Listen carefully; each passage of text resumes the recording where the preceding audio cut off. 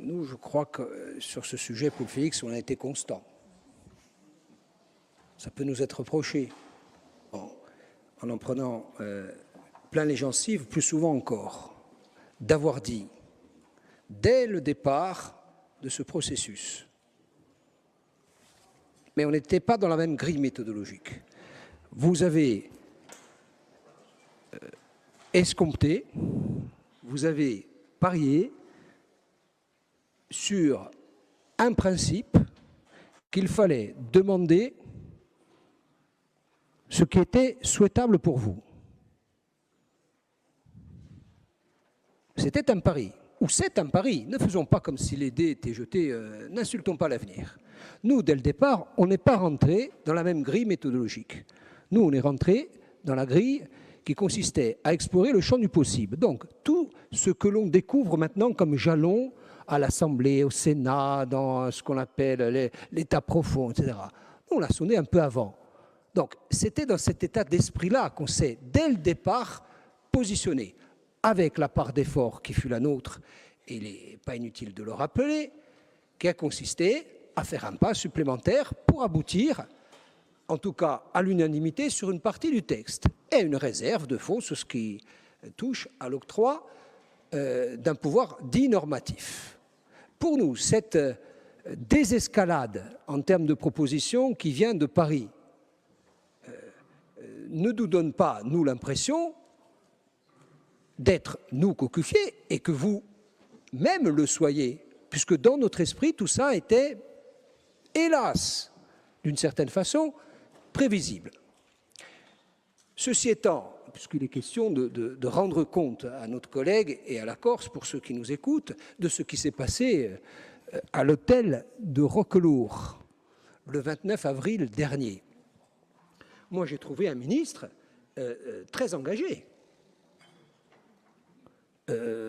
avec une complicité, y compris sur le champ sémantique, qui est assez, comment dirais-je, avancée.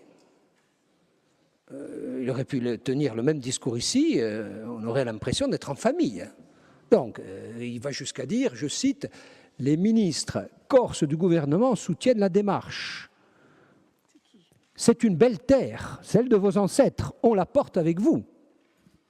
On réussira ensemble. » Bon, très bien, il n'y a, à mon avis, aucun doute sur l'engagement du ministre de la décentralisation. Et comme le ministre de la décentralisation parle en lieu et place du président de la République, je pense qu'il n'y a aucun doute sur le fait que le président de la République souhaite que tout ça aille au bout dans le respect des engagements qu'il avait pris ici même. Oui, mais ce n'est pas lui qui joue la partie. Et ça, on le savait avant. Il ne faut pas faire comme s'il y a 1 an, il y a 2 ans, il y a 3 ans, on ne savait pas comment allait finir la partie. Elle ne pouvait finir qu'au Parlement.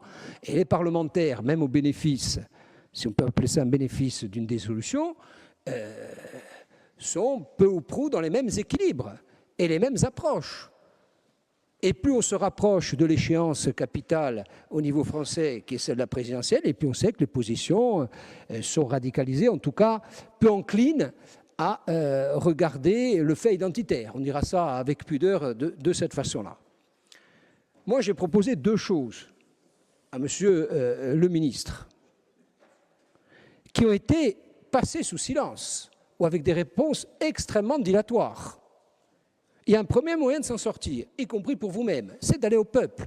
On ne peut pas continuer à dire, comme l'a fait tout à l'heure Romain Colonne, qui a 78% de l'Assemblée, ce qui est juste, factuellement, qui s'est positionné sur ce sujet-là, et 98%, d'ailleurs je ne vois pas pourquoi ce n'est pas 100%, je ne sais pas qui manque, ah oui, pardon, et je vous ai fait, donc, allez, 100% ou presque d'Assemblée qui s'est proposé sur le champ, qui s'est positionné sur le champ de la reconnaissance. Oui, mais attendez, il y a un défaut de consultation qui devient quand même un peu gênant dans cette histoire. Grantin les maires. J'ai quand même entendu dire un président d'association des maires devant le ministre. Oui, vous ne comprenez pas, monsieur le ministre, nous on ne peut pas consulter parce que l'année prochaine il y a les élections et puis ça risque d'être faussé. Et l'autre dire carrément, je le dis amicalement, nous sommes du même village, dire les maires par plusieurs fois ont été consultés et à l'unanimité ont répondu favorablement. Bon, attendez, Ça, ceux du ministère, on ne se reprend pas devant le ministre. Non, les maires n'ont pas été consultés. Et alors, le maire, c'est l'échelon intermédiaire, mais quand même, ça, je pense que ça donnerait des quotités significatives. Et surtout, l'opinion n'a pas été. Et je n'ai toujours pas compris, je n'ai pas fait beaucoup de droit, mais j'ai quelques repères, l'artifice qui consiste à dire « non, mais ce n'est pas tout de suite, c'est après, on verra avant la loi organique ». Non, mais allons au peuple le plus rapidement possible, et je crois que ça arrangerait tout le monde, ceux qui sont pour aller plus loin, ceux qui sont plus réservés. Pour savoir, aujourd'hui, on est l'état de l'opinion sur ce sujet. Ça servirait, y compris le Parlement, qui se sentirait bien obligé ou contraint à ce moment-là de constater qu'il y a un fait assis, à condition que les quotités soient celles qui se dégagent d'ici. Je ne suis pas sûr, je ne suis pas certain qu'on soit sur des rapports 80-20 sur ce sujet. Dans l'opinion, la réelle, celle qui vote, y compris si la campagne est un peu active, ou pas d'ailleurs, y compris si la campagne est un peu populiste ou pas, y compris si les gens vont voter ou pas. Je ne suis pas sûr qu'on soit dans... Et sur ce sujet-là, j'ai trouvé le ministre très mitterrandien.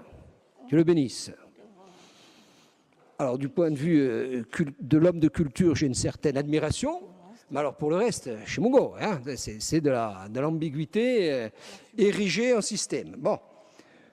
Deuxième sujet où la réponse a été un peu dilatoire, c'est tout ce qui concerne les documents, ça a été pointé, qui n'ont pas été transmis. On est à l'aveugle. On parle de transfert de fiscalité. Vous imaginez si on est en campagne sur le référendum que l'opinion nous demande, mais comment ma gagne pas? Comment on va faire vivre l'autonomie? Qu'on est incapable de répondre aujourd'hui ou que nous soyons en situation de répondre un peu à l'aveugle sur ce sujet. Troisième chose qui est laissée un peu comme l'angle mort de cette démarche, vous le savez, ce sont toute la dimension infrastructurelle et le rattrapage, vous l'appelez historique, vous l'appelez infrastructurel, vous l'appelez comme vous voulez, qui n'est jamais évoqué. On est sur le point institutionnel et là on en vient à ce que j'évoquais ce matin et qui fait lien avec le précédent sujet. Et là, vous avez raison de le pointer. Parce que vous êtes parti de tellement haut sur ce sujet-là, quelle que soit la piste d'atterrissage. Nous, on ne va pas se tirer bénéfice, quel que soit le résultat, d'une situation sur le thème « on vous l'avait bien dit ».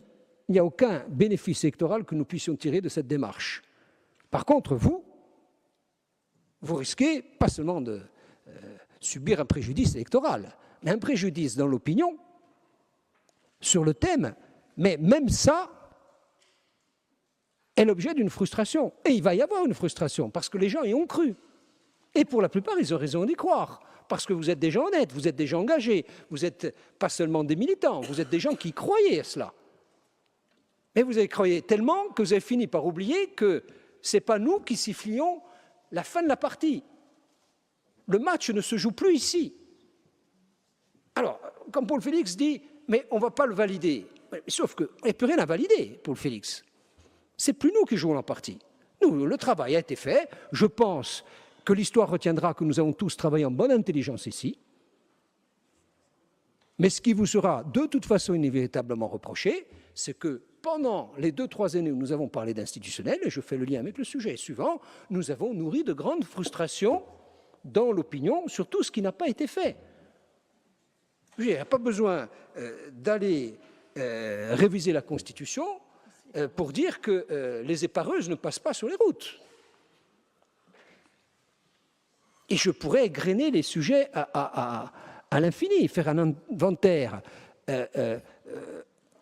à l'après-vert très long de ces manquements évidents aux réponses qu'on doit porter aux Corses depuis cette Assemblée, depuis ses pouvoirs, et à la vacuité prospective, c'est-à-dire à notre défaut d'amener un projet quand nous nous rendons dans les ministères, qui disent pourquoi nous voulons une évolution et qu'est-ce que l'évolution institutionnelle apporterait comme réponse à la mise en œuvre de ce projet.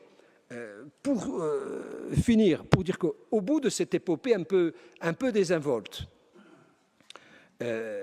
nous, on continuera à dire que à la fois le social, à la fois l'infrastructurel, à la fois les problèmes de fiscalité, aujourd'hui sont des sujets complètement occultés et qu'il s'agit de remettre sur la table. L'avis du Conseil d'État, même le ministre le dit. Le président nous a fait une excellente analyse juridique ou juridictionnelle des choses. Mais bon, c'est le Parlement et c'est le constituant qui va constituer, ou pas. Mais pour autant que les gens s'entendent au Parlement sur la base de 2 textes examinés dans les mêmes conditions à l'Assemblée nationale et au Sénat et que le Congrès soit convoqué. Il y aura les 3/5 ou pas. Moi, ce que je souhaite, c'est en effet, comme vous, que ce soit sur la base du texte qui est parti d'ici, c'est-à-dire sur la première partie que nous avons en partage les uns les autres, sur la deuxième partie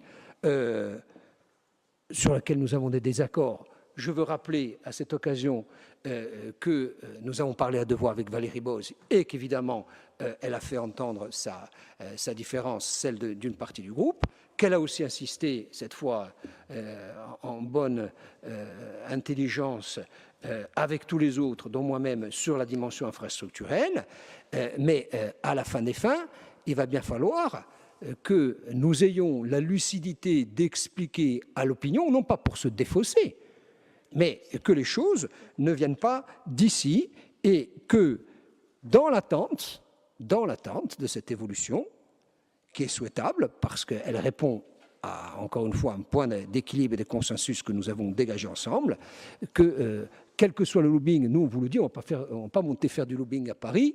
C'est autre chose à faire, on n'a pas le temps, on n'a peut-être pas suffisamment de réseau de ce point de vue-là, même si on a des relais, pour dire il ne faut pas y aller, il ne faut pas y aller, il ne faut pas y aller. Hein. C'est pas du tout l'état d'esprit dans lequel on se trouve.